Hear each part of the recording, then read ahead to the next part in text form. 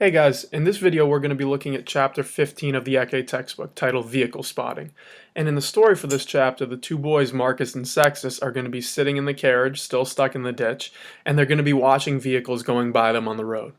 The important part of this chapter is the grammar, and we're going to be coming back to nouns, specifically the concept of gender. In the previous chapters we learned about masculine and feminine nouns, now we're going to learn about the neuter. After that, we're going to be looking at Roman numerals and Latin numbers. So to start, we're going to look at the vocabulary, and again, we always start with derivatives. The first word we want to look at is expecto, exspectāre, and in English, this word means to look out for. The derivatives we get from it are holding that same meaning, with expect and expectation. If you're expecting something, you're looking for it. Something should be coming soon, so you're almost waiting for it. Again, it's holding to the same meaning as the Latin. The next word, praetereo, apparere, means to appear. And in English, we get the derivatives appearance and apparition. And again, you can see the root is leading to the English meaning. Rota, rotae is a wheel. And in English, we get words like rotor, rotate, rotary, and rotation. Now, these four derivatives are all holding on to that same meaning of a wheel or the motion of a wheel. So if something rotates, it means it's spinning, just like a wheel would. The same goes for rotation. And if you think of a rotor on a boat, for instance, it's spinning just like a wheel. So you can see that these four derivatives are coming from this Latin word of wheel. From pulvis, pulveris, which means dust, we get the English derivative of pulverize. And if you think of the definition of that word in English, if you pulverize something, it means you're crushing it into dust. That's why it has the root of dust in that English word. Onus, oneris is a burden, or a load. And in English, we get the derivatives of onus, which is the same as the Latin, and oneris. And again, the spelling is almost the exact same, and they're meaning the same thing as well. If you call something onerous, it means it's heavy or it's a burden to you. The same goes for onus. From tardus, which means slow in Latin, we get the English derivative of tardy. And again, in English, tardy means almost more like late. But in order to be late, you have to be moving slowly, is the idea. So you can see they're holding on to that meaning together. Bos is a word that means cow in Latin. And in English, we get bovine. And you can see that the derivative in English is coming from the Latin genitive singular. And bovine is a word that means a cow in English. So if you talk about a bovine, you're talking about a cow.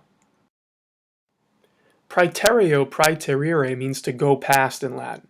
And to help you with this, you want to think of the adverb praeterea, which we've already seen. It means besides. This will help you remember the meaning, because if you go past something, it means you're going beside it. That's the idea, and it's why these two words are connected. This brings us to the grammar for this chapter, and again, like I said, we're coming back to nouns. Specifically, we're going to be looking at gender in the form of neuter nouns. So just a quick recap of gender. You want to remember that all Latin nouns have gender, and this designates them as either masculine or feminine. This is what we've seen so far. There's a third gender, though, that's used for nouns that aren't associated with anything that are masculine or feminine. We call these neuter nouns, and the reason we call them that is because neuter is the Latin word for neither. So it's saying these are neither masculine nor feminine. So far, we've learned 3 declensions for Latin nouns. Neuter nouns belong to the second and the third declensions, meaning that you don't have to worry about neuter nouns in the first. So we're only talking about the second and third declensions with these. For the most part, neuter nouns have the exact same endings as other nouns in the declension they belong to. We can identify nouns as being neuter, though, from those slight differences. So let's start with the second declension. In the second declension, neuter nouns in the nominative singular are going to end in um instead of the usual us.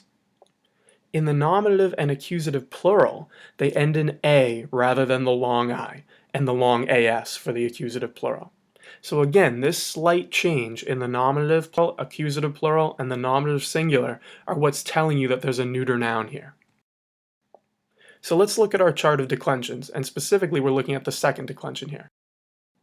So to start, we want to look at the nominative singular. And you can see here what I just said. In the masculine, it will end in us, but if the noun is neuter, the nominative singular will be a UM. So that's the first thing you want to look for. So let's look at the vocative singular now. And you'll notice that in the neuter, it's a UM. This makes sense because we've said before, the nominative and the vocative are always the same. But you want to keep track of this because usually in the second declension, when we're talking about masculine words, it will be an E for the vocative singular. So you want to just keep that straight in your mind. But again, in this case, in the neuter, it's the same exact ending in vocative singular as it is for. So next we want to look at the nominative plural.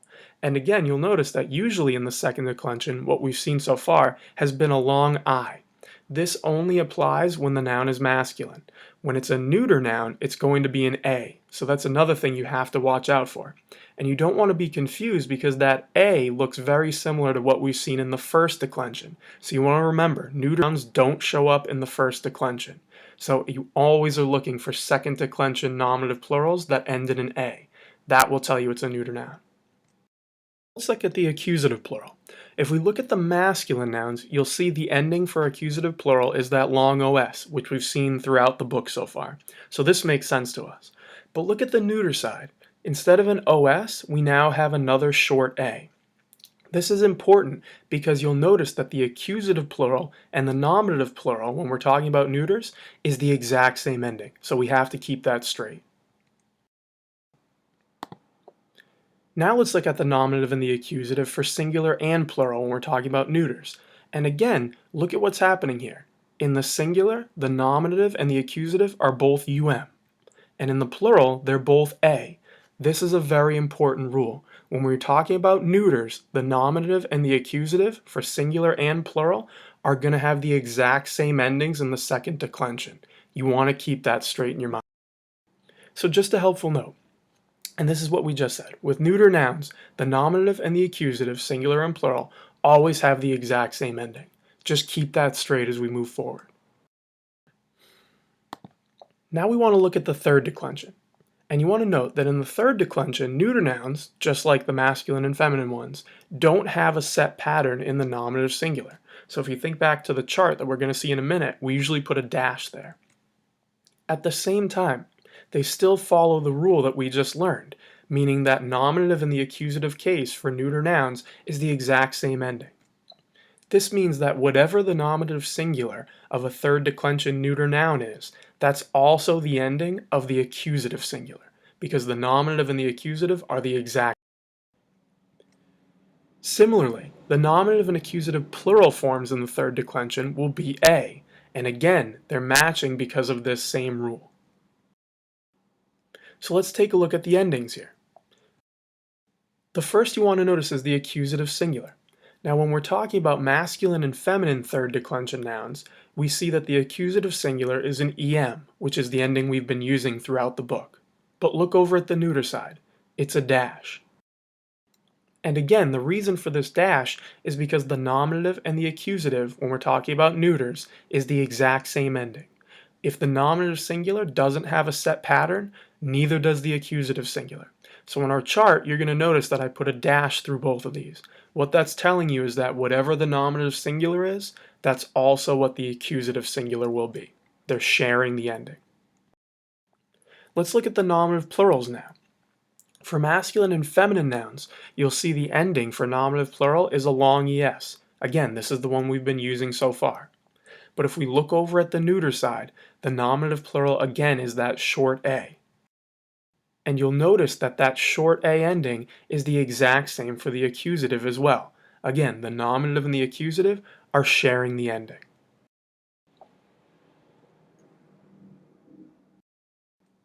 So just a quick recap. Second declension neuter nominative and accusative singulars always end in UM. In the second declension, the neuter nominative and accusative plurals will always end in an A, a short A. For the third declension, the nominative and accusative singulars with neuters will have the exact same ending, meaning that there's no set pattern, or we put a dash in our chart. And nominative and accusative plurals for neuter third declension nouns will end in that short A again. So just keep track of these as we move forward. So you might be asking yourself, how do you spot neuters?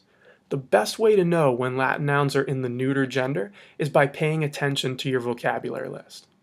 For second declension neuters, you're going to notice the in the nominative singular. So for instance, let's look at this word, auxilium auxilii, and it means help in our vocabulary list. The first thing you'll notice is that the genitive singular is a long I, which is telling you this is in the second declension. But you'll also notice that the ending of the nominative singular is a instead of a us. This is telling you it's a neuter noun. So whenever you see that word ending in in the second declension, it's going to be a neuter, and your book will always mark it with that n dot, meaning it's neuter in gender. For third declension neuters, you really need to look at the gender listed in your vocabulary. Your book is always going to give it to you, and for good reason. So for instance, if you saw the word iter, which means a journey, it looks like this in your dictionary. And the thing you want to notice is that the genitive singular is ending in an is. This is telling you that it has to be a third declension noun. But if you notice, there's no way to figure out that this is neuter just by looking at the nominative or the genitive singular. And the reason, again, is that the nominative singular doesn't have a pattern. No matter what the gender is in the third declension, there's no pattern. So there's nothing to help you see, oh, this is a neuter noun. Instead, what you have to look at is the listing in your book. In this case, always look for that n dot, which again is telling you that this word is neuter. Otherwise, for third declension nouns, you're going to be confused. So let's take an example sentence. We have baculum davi in villa est.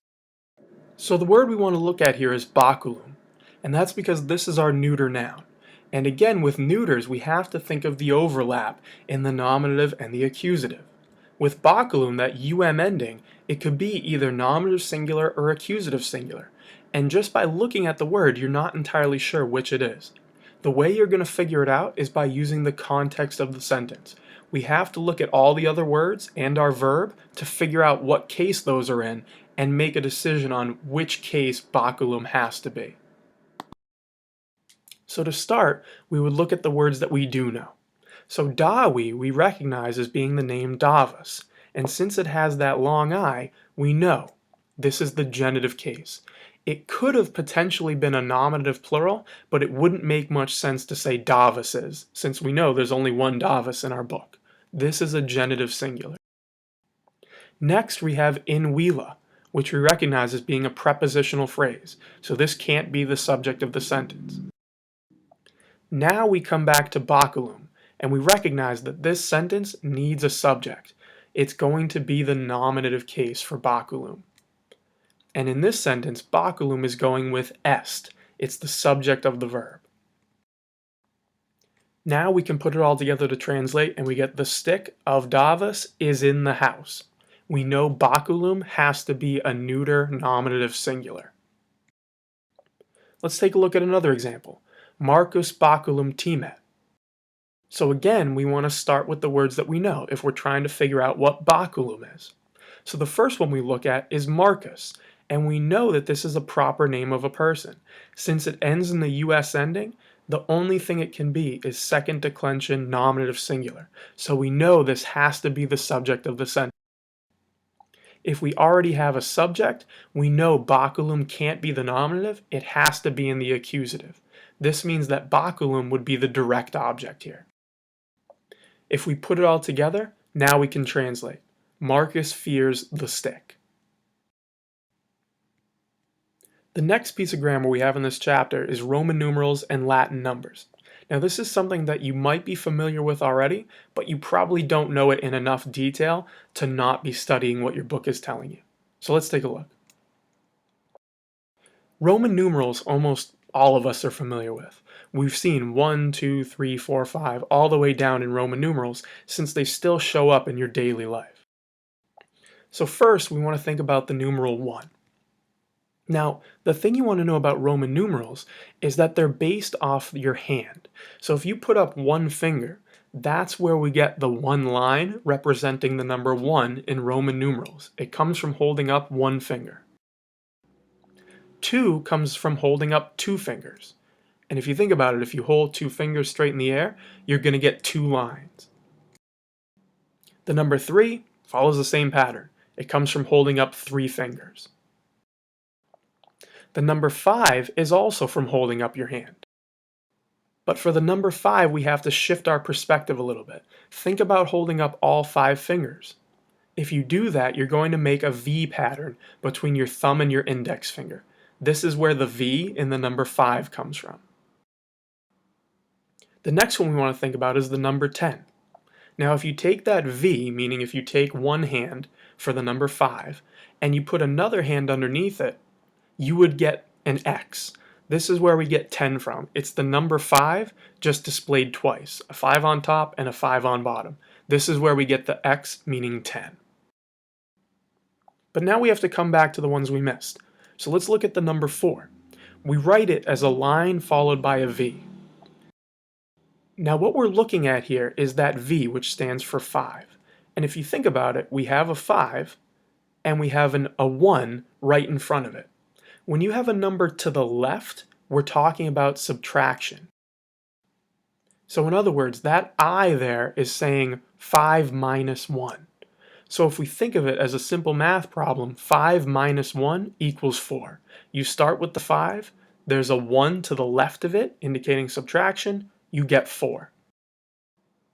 On the other side, think of the number 6, which is a 5 followed by a 1. Again, we're thinking about addition here. If it's going to the right, so in other words, we start with that 5 again. If we have a 1 to the right of it, now we've added 1. 5 plus 1 equals 6. And the key here to remember is that you always start with the largest number. So in other words, you wouldn't want to read VI as 1 minus 5. You start with the biggest number, which is 5, and you're adding 1 to it to get 6. And this is how we come up with 7 and all the numbers following. 7 is simply 5 plus 2. So just some quick notes. Roman numerals are based off a system of counting on your hand. For bigger numbers, putting a number to the left of the main number represents subtraction. So in other words, think of IV. You're doing 5 minus 1. Putting a number to the right of the main number represents addition. So think of the number 6. It's VI, 5 plus 1. Now we want to look at Roman numerals again with their Latin names. So specifically, we want to look at the names for 7, 8, 9, and 10 in Latin. And we get septem, octo, novem, decem. You should recognize these, or something that might help you recognize these, is to think of the months of the year. So 7, septem, is where we get September from. Octo is where we get October, novem is November, and decem is December. In the Roman calendar, these were the 7th, 8th, 9th, and 10th months of the year. You also want to look at centum, which means 100, and mille, which means 1,000. 100 is another word for century in English. So if you think of centum and then century, it will help you remember this is 100. And from mille, we get the word million in English. And again, mille, or M, doesn't mean 1 million, it means 1,000. So you don't want to get confused by this. Something else you want to notice is that the numbers 1, 2, 3, and 500 are declinable, meaning we treat them just like we would adjectives. So look how we wrote out 1. It's unus, a, This means that the word 1, or the number 1, can be either masculine, feminine, or neuter. That's what those 3 endings are. And what this is telling you is that we treat them like adjectives. So you have to remember our rules of agreement. If you're trying to say one of something, so maybe 1 cow, for instance, you have to think of the word cow, the word you're counting, and think of its gender. If it's masculine, you would use unus. If it's feminine, una, neuter, unum. So you have to keep these 3 endings straight in your head. And the same goes. So just some quick notes. Latin numbers are adjectives, so you have to think of them that way. The numbers 1, 2, 3, and 500 have to be declined as adjectives. This means that their endings will change depending on the case that's being used and the gender of the noun that they're going with. So let's look at our chart for the numbers 1, 2, and 3. Now you'll notice for the number 1 that the endings are sort of similar to things that we've seen before, but they also have pretty significant differences. So the trick to these is you just have to memorize the endings, but there are a few things that will help you. So for instance, the accusative is the accusative singular of the endings that we've seen before. So for instance, for the masculine, it ends in which is the second declension masculine accusative singular ending. The am is what we've seen for accusative singular of feminine nouns, or the first declension. And in the neuter, that is what we just learned about neuter nouns. It's the accusative singular neuter ending in the second declension. And you'll notice here that for the number 1, all the endings are singular. It makes sense because 1 is a singular number, so you're not using any plural endings here. Another one that will help you is the ablative. And if you look with the long O, long A, and long O endings, this is what we've already seen before for ablative singular endings. So hopefully that will help you. The feminine is just the first declension. The masculine and neuter are the second declension ablative endings. And again, look at the neuter. Think of the rule that we just learned for neuters. The nominative and the accusative have the exact same ending. In this case, it's that so that will help you as well. If we move to the number 2, you'll notice a couple things. First off, you'll notice that we're using plural endings here, and that's because we're using a plural number, 2. Let's look at the genitive though. The genitive endings for masculine, feminine, and neuter are the ones we've already seen, aurum, aurum, and aurum. This will help you out. Remember, second declension masculine nouns in the genitive plural end in orm. In the first declension, meaning they're feminine, it will be that arm. And now we have the neuter to go with it as well. So hopefully this genitive ending won't trip you up so badly. The same goes for the accusative. If we look at the masculine and feminine endings here, you'll notice the long os and the long as. This is what we've already seen for accusative plural endings in the first and second declensions when we're talking about masculine and feminine nouns. So again, this is an ending we've already seen. And finally, we come back to the neuters, and again you're going to notice that same rule. The nominative and the accusative neuter have the exact same ending. If you can keep these numbers straight in your head, you'll have no problem using them. The trick though is that you have to memorize these endings because they don't fall into our declension pattern. They're borrowing some endings, but it's not the exact same every time. So you want to just memorize these moving forward.